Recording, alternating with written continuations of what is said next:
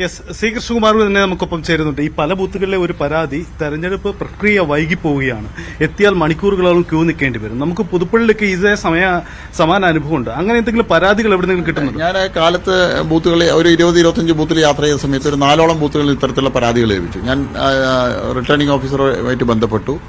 Additional ആയിട്ട് ഉദ്യോഗസ്ഥന്മാരെ കൊടുക്കാൻ, പോളിംഗ് ഉദ്യോഗസ്ഥന്മാരെ കൊടുക്കാനുള്ള വ്യവസ്ഥ ചെയ്തു. അത് 4 ബൂത്തുകളിൽ അത്തരത്തിൽ 10 മണിയോട് ചെയ്തിട്ടുണ്ട്.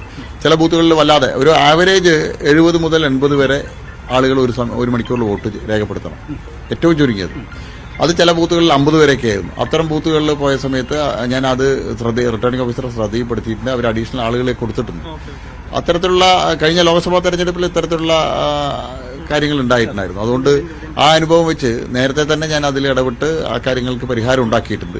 ഇനിയും ബൂത്തുകളിൽ യാത്ര ചെയ്യുന്നുണ്ട്. അത്തരം പരാതികൾ ലഭിച്ചാൽ ഉടനെ ഇടപെടും. കാരണം ഞാൻ ഓരോ ബൂത്തിൽ പോകുന്ന സമയത്ത് അവിടെ പോൾ ചെയ്ത വോട്ടുകളുടെ എണ്ണം പരിശോധിക്കുന്നുണ്ട്. അപ്പോൾ അത് ഡിവൈഡഡ് ബൈ എത്ര അവേഴ്സായി എന്നുള്ളത് നോക്കിയാൽ നമുക്ക് അറിയാൻ കഴിയും ഒരു ആവറേജ് പോളിംഗ് വരുന്നുണ്ടോ. ഇത് ഉദ്യോഗസ്ഥരുടെ കുറവാണോ അതോ നിലവിലുള്ള സംവിധാനത്തിൽ എന്തെങ്കിലും തകരാറുകളോ? ഉദ്യോഗസ്ഥരുടെ അത് പ്രിസൈഡിംഗ് ഓഫീസർമാരും പോളിംഗ് ഓഫീസർമാരുടെയും പരിചയക്കുറവ് ഇതിലൊരു ഘടകം. കാരണം അവർക്ക് വളരെ ഫാസ്റ്റായിട്ട് ചെയ്യാൻ. പിന്നെ ഇപ്പോ പുതിയൊരു ലിസ്റ്റ് കൊടുത്തിട്ടുണ്ടല്ലോ, കാരണം ഇരട്ട വോട്ട് സംബന്ധിച്ച്. അതിൽ സംശയമുള്ള ആളുകളുടെ നിന്ന് ഡിക്ലറേഷൻ വാങ്ങണം, അവരുടെ ഫോട്ടോ എടുക്കണം, അവരുടെ വീഡിയോ എടുക്കണം. ഒരു ആപ്പ് തന്നെ കൊടുത്തിട്ടുണ്ട്. അപ്പോൾ ഇത് കൂടുതൽ ടൈം എടുക്കുന്നതാണ് പ്രിസൈഡിംഗ് ഓഫീസർമാർ പറയുന്നത്. അപ്പൊ ഈ ഇരട്ട വോട്ടും ഈ നടപടിക്രമം വൈകിപ്പിക്കുന്നു. അതെ, ഒരു ബൂത്തിൽ പോയ സമയത്ത് അവിടെ 60 ഷിഫ്റ്റഡ് ഡെത്ത് കേസുകളായിട്ടുള്ള 60 വോട്ടർമാരുടെ ലിസ്റ്റ് ആ ബൂത്തിലുണ്ട്. ഈ 60 അതിൽ ചില ആളുകൾ ഷിഫ്റ്റഡ് എന്നുള്ളതിൽ ചില ആളുകൾ വോട്ട് ചെയ്യാൻ വരുന്ന സമയത്ത് അവരുടെ എല്ലാ ഡീറ്റെയിൽസും, ഡിക്ലറേഷൻ തുടങ്ങിയ എല്ലാ ഡീറ്റെയിൽസും അത് 7-8 മിനിറ്റ് ഒരാളുടെ എടുക്കുന്നുണ്ടെന്നാണ് പറയുന്നത്. അപ്പോൾ അത് സ്വാഭാവികമായിട്ടും ഡിലേ വരുത്തുമല്ലോ. അത്തരത്തിലുള്ള പ്രശ്നങ്ങളുണ്ട്, സാങ്കേതിക പ്രശ്നങ്ങളുണ്ട്. ഞങ്ങൾ ഇതുവരെയുള്ള ഒരു കണക്ക് ഒരു ഏകദേശം പരിശോധിച്ച് വന്നപ്പം നമ്മുടെ ഗ്രാമനഗര വ്യത്യാസം പ്രകടമായും തോന്നുന്നു. പോളിംഗിൽ നഗരം അല്പം പിന്നിലാണ്, എന്നാൽ ഗ്രാമമേഖലകളിൽ ഇത്ര ഇതായിട്ട് പോകുന്നുണ്ട്. അതേതെങ്കിലും ഒരു ട്രെൻഡിന്റെ സൂചന നിങ്ങൾ അങ്ങനെ കാണുന്നുണ്ട്? അല്ല, നഗരത്തിൽ വലിയ വ്യത്യാസമൊന്നും എനിക്ക് തോന്നുന്നില്ല. ചെറിയ ഒരു ശതമാനത്തിൽ താഴെയാണല്ലോ.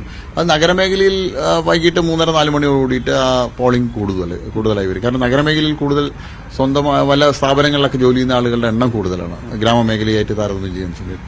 അതിന്റെ ഒരു വ്യത്യാസമാണ്. അത് വൈകിട്ടോടുകൂടി അത് മാറും. എല്ലാവരും ഈ നഗരം എന്ന് പറയുമ്പോൾ BJPയുടെ സ്വാധീന മേഖലകളാണ് പാലക്കാട് നഗരമേഖലകൾ എന്നാണ് കരുതുന്നത്. അത് എന്തെങ്കിലും സ്വന്തം മേഖലകളിലും ചോർച്ച ഉണ്ടാവുന്നുണ്ടോ? ഒരു ചോർച്ചയില്ല. ഞങ്ങൾക്ക് ലഭിക്കേണ്ട വോട്ടുകൾ കൃത്യമായി പോൾ ചെയ്യാനുള്ള ഒരു മിഷനറി ഞങ്ങൾക്ക്, അതിന്റെ ലിസ്റ്റ് ഞങ്ങളുടെ കയ്യിലുണ്ട്. ഞങ്ങളൊരു പാരലായിട്ട് ഒരു വോട്ടർ പട്ടിക തന്നെ തയ്യാറാക്കിയിട്ടുണ്ട്. അതനുസരിച്ച് ഞങ്ങൾ ആ വോട്ടുകൾ പോൾ ചെയ്യിപ്പിക്കാനുള്ള സംവിധാനം ഉണ്ടാക്കുന്നുണ്ട്.